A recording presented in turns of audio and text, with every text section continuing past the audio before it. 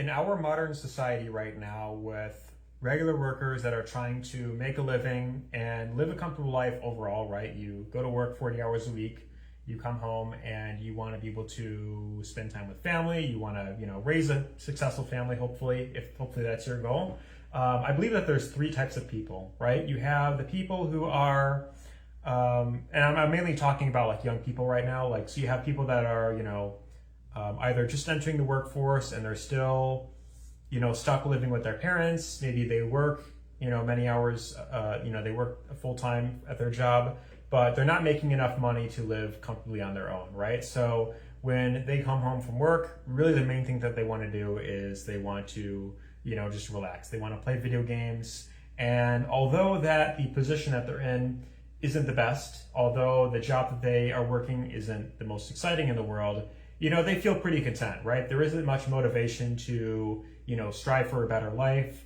They don't really, these people, they don't really watch the news or pay attention to what's going on in the world. Their main interest is just playing video games, doom scrolling through social media, watching funny videos online, or watching a good TV series.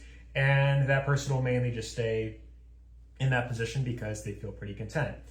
In the middle are the people that are the most miserable, and those are the people that are, they perceive themselves to be really smart, right? They're either working 40 hours a week at a job, they're trying to climb the corporate ladder, and as a result, they're dealing with a lot of stress at the workforce. They're dealing with, toxic coworkers or toxic higher ups. And then when they're off work, then they spend a lot of their time consuming social media and consuming a lot of negative content, stuff that's either highly political, and they spend a lot of other time online complaining about how life sucks, the world is unfair, and because this person's president, that life sucks, and there isn't really much room for growth.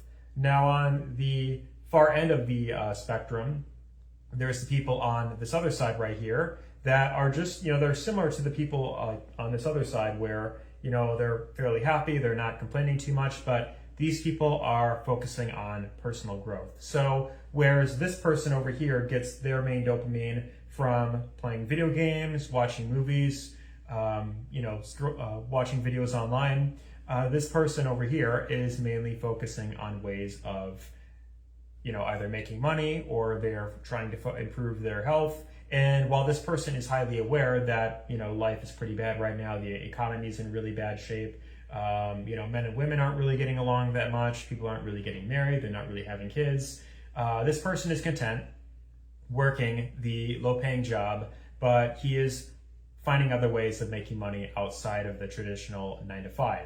And so these people, from what I see, are the happiest, not just in the moment, but in the long term as well, because there is a tangible ROI that you get from being this type of person.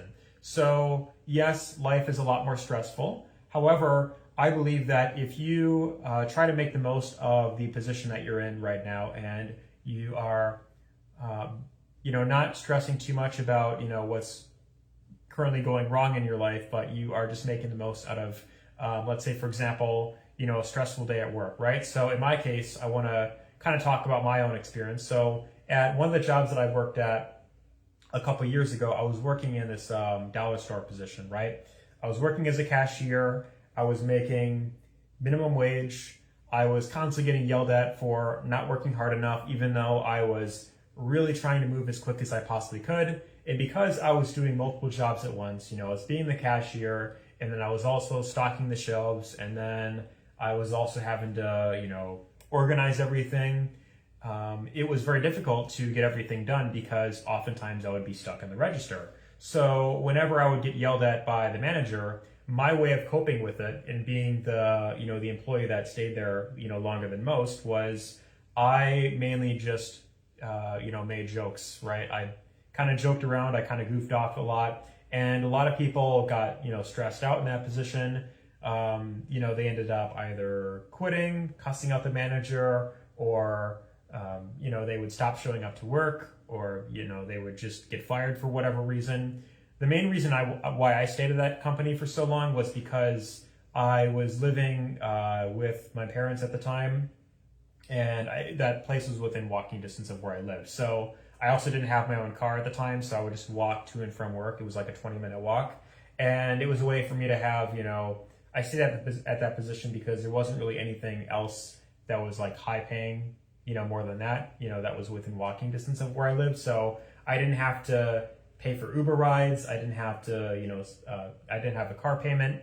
So that gave me a lot more spending power at that time when I was living with my parents. So during that time, when I was working at that job, during my free time, I would mainly either focus on playing video games, just focus on entertainment.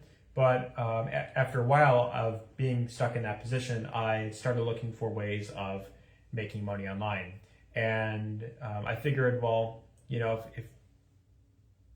if the economy is the way it is, and if there's all this division going on, the very least that I could do is I could focus on improving myself. And the number one thing that I've learned, in the online business, make money online space is if you take more action than the average person, then you're likely going to make more money than most people, right? You're gonna be in a much better position if you just focus on the numbers, right? So while a lot of people, they just focus on, trying to be the best when it comes to, like, for example, when it comes to content creation, they focus on being the best in terms of speaking on camera, or they have this fancy editing style, right? Or, maybe you are really good at like, scripting videos out and having everything all organized, right? Well, you can put in all this work into, creating content, but if you post, let's say you put in a ton of work into one video, the problem is you don't know how far that video is going to go out in the algorithm, right? You might put in all this effort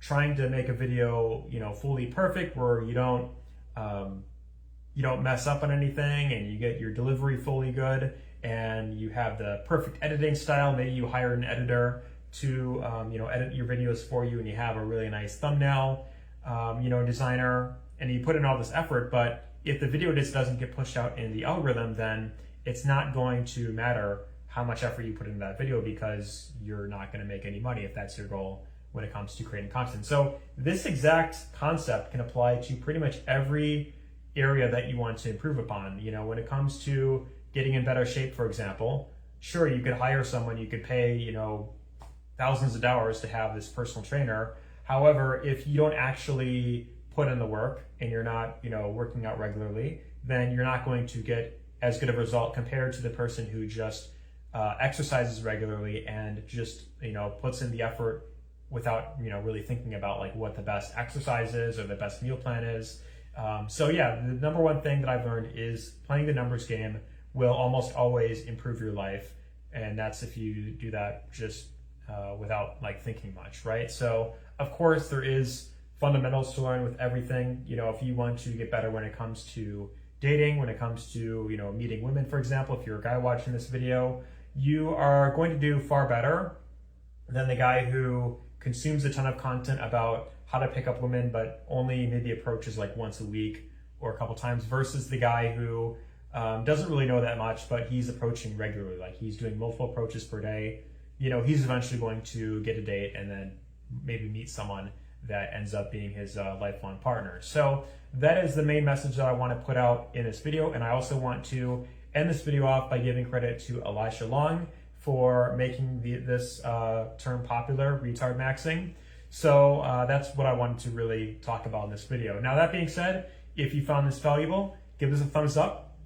Share your thoughts down below about anything that I mentioned. If there's anything that you want to add onto what I went over, then share your honest thoughts down below. And if you want to see exactly what I do to make money online, then you could check out the link down below and you can learn more about what it is that I do. So that being said, take care and see you in the next one.